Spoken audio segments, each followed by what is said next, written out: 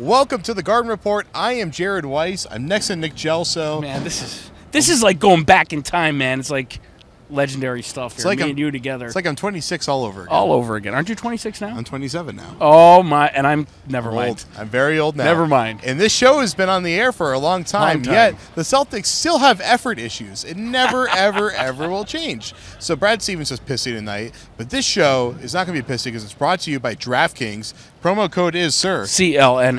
And that's going to give you some awesome match play. So go to DraftKings, use the code CLNS, and now let's talk about basketball stuff. Yeah, you man. asked Brad Stevens after the game, is the lack of practice time affecting you? Now, Brad has talked about the fact that they don't have practice time. He's talked about the fact that they have to deal with the fact that they don't have practice time. But clearly they have some issues, and he was pretty miserable after the game. Tell us about what happened. Yeah, I mean, basically that's exactly what I said. You saw rebounding issues tonight. Even the assist ratio was very even. I asked Brad if the lineup's rotating in and out with players being injured, if the lack of practice time is affecting their play on the floor, and Brad kind of smirked at me. I thought he was going to like jump over the table and just said, our game's our practice. So, and on the way out, he said, good question. I said, better answer. Coach, you kind of just touched on that as far as practice goes. With the players in and out of the lineup, resting, injuries, how much is not being able to practice playing a factor in the struggles lately? I'm just not going to use that as an excuse. We'll hopefully benefit from practice when we get a chance, but that we get to practice every night, 7:30, and we gotta get more out of it. So that was and I agree. I like that attitude, Jared. I like that. What are you going to do? Piss and moan about it? You really can't. The schedule does not allow. You could, but the schedule doesn't allow for it. So games are how they practice at this point. So, they're in the schedule loss territory of the season right now. Horrible. They have multiple back-to-backs on a weekly basis. They have, I think, 4 or 5 games this week, a ton of games, really closing out December. That's all a consequence of the fact that they have that game in January in London where they have to take the entire week off just to play that game on Thursday. So this is what happens when you are so lucky as to be featured in a showcase game like that. And, they're paying the price for that now. And they have injuries. Marcus Morris, that's a concern. Yep. He's not going to have surgery apparently, which is I was a little surprised. I figured this was going to turn out to be a minor meniscus tear that needs surgery. We'll see what happens there, but they're going to work him in sometime soon. And now Tice. Depth is an issue. Daniel Tice had his beautiful nose broken. Another mask on the way. Nose. He's going to take Kyrie's mask probably. Yeah. They have the same facial features, I think. And so, they're banged up, especially on their bigs. They don't have a lot of depth right now, and it's the worst time for this to happen. They didn't respond well to it tonight. At all. Kyrie was asked, is this like kind of the youth showing up here? And Kyrie said, we're not going to use that as an excuse. He said that what Stevens was saying, what he said to you, what he was saying a few of the other things tonight, he repeated lack of effort as an issue and being out-coached as an issue. Kyrie said that's a challenge from the coach. Yep. And it is. There's no question. And I like the fact that this is a no-excuse team. Not to call out anybody, but remember in the past, especially in the Doc Rivers years, officiating would come up constantly in the – you were here. It's always their fault. It's the always, Boston way. It is the Boston way, but there's no excuses with this current team. It starts with the coach, and Brad has set that precedent. Brad was not happy tonight. One guy that was in attendance tonight couldn't play against his former team, but could observe his new team get killed, and that was Gordon Hayward. Gordon had mentioned that he's not ruling out coming back to play this season. Is there any chance you could play this season? My mind is open to that. I'm trying to get back as fast as I can. It all depends on how I heal and taking it day by day, goal by goal. We'll see what happens. And Jared Weiss, do you think that's possible?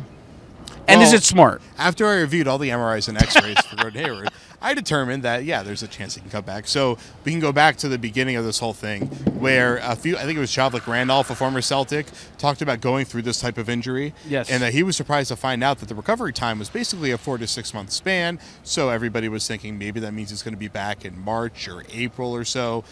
Every single one. So these injuries are so rare that it's hard to really establish what exactly the timetable is. He got lucky in that there wasn't any major ligament damage, no Achilles damage, stuff like that to his broken ankle. So all the conditions are kind of in place for him to be able to stick to that 6 month timeline. But again, is it smart? to bring him back. You gotta wait until there is no question. Like, you have to. This is what I was saying about Isaiah Thomas before he got traded. Wait until you think he's ready, and then wait another 10% in the progress meter so you think he's at 110%. And that's when you bring him back. The other thing you have to consider too, Jared, is especially when the Celtics start rolling again, like they did at the start of the season. No matter how good the player is, there's a period of adjustment when you have to reacclimate them. Right around the playoffs, I don't know that that's the best move to make anyway. Of course, we're looking in the future, and we can't really tell unless we're there. We're not there yet. If health isn't an issue, you do it, and he would fit in well. I mean, the system that they're running, he would just be amazing in it. He would be amazing. The offensive system they've been running, they'll be incredible with him back there. The way you look at it, managing long-term risk, they didn't build this team this year with the idea of winning the title. They were hoping they could get to the finals, so maybe get lucky. But this was really set up next year and then the next 5 years. Yep. If Hayward has if he has a remission in his injury, wrong term for it. If the recovery doesn't work out and he becomes dead money because he's a permanent injury, their attempt to build a dynasty is over. Yeah, they can't do it. They can't do it because he takes up such a huge percentage of the cap, and the cap is not going to increase enough for them to get over that. So they have to be as patient as possible, because if Hayward comes back and goes back to being just near an all-star caliber even next year, they're already a title contender. He gets back to being a superstar like he was before. They're a perennial title contender for the next half a decade, if not more. I know we're running long here, but I got to ask you one more. Care. Not often I get you on the camera anymore. I got to ask you one more question. Let's do it. So Gordon Hayward, talking about him coming back, the injury. I guess I could see Danny Ainge going back down that 2008-9 path where KG was basically a game-time decision all throughout the playoffs. Do you remember that torture? Can you see that happening again? In other words, will the Celtics float that Gordon is recovering faster than usual by the playoffs, ready to play, and then not play him just so other teams have to game plan for him? I think they would go the other way around. Let's say that. Yeah, explain. Yeah, you would go like they've been doing, play coy, leave it open-ended. I mean, they've been very careful to say we don't expect him to play this season. The verbiage has been and I've noted that a lot on Celtics Wire, shameless plug. I love Celtics Wire, by the way. Thank you. Talked about it on CLS Celtics blog. They have been very meticulous with their phrasing, and Gordon is being meticulous with his phrasing.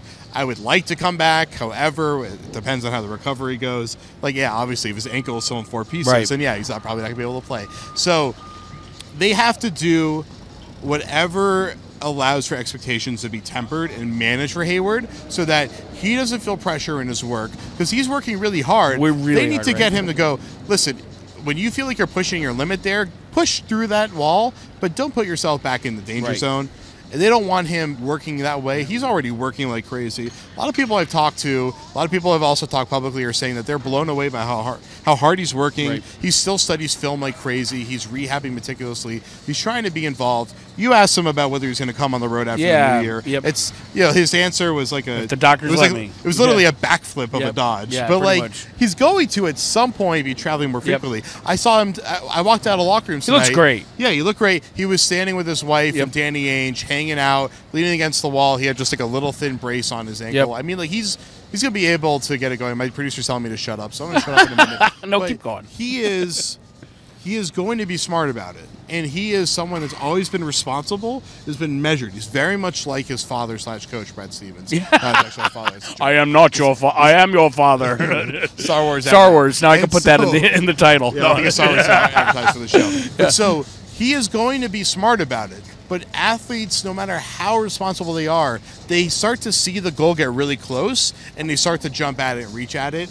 And that's what happens in March or April, where he's like, come on, put me in, coach, literally and figuratively. And Dr. McKeon, Art Horn, the trainer, athletic trainer, Ainge, Zarin, Stevens, all those guys, they have to hold that responsibility, and they have to tell them, we're going to go at this without you if we have to, because we need you to be great for the next 10 years of your career. Because there are going to be more finals. They're going to get better and better. Jason Tatum is getting exposed as being a rookie. Next year, that's not going to happen as much. All these guys are going to get better, and they're going to look at Jaylen Brown's progression from rookie year to year, too. I mean, the future's bright. Okay, we won't go. It's a good way to wrap. We're already on tangent. We're not going to go a second tangent. This is Nick Gelso. I'm Jared Weiss. Go to DraftKings. Use that code CLNS to play the greatest fantasy sports there is for all three of our producers behind the camera. This is the Garden Report. It's good to be back on, and we will see you next time.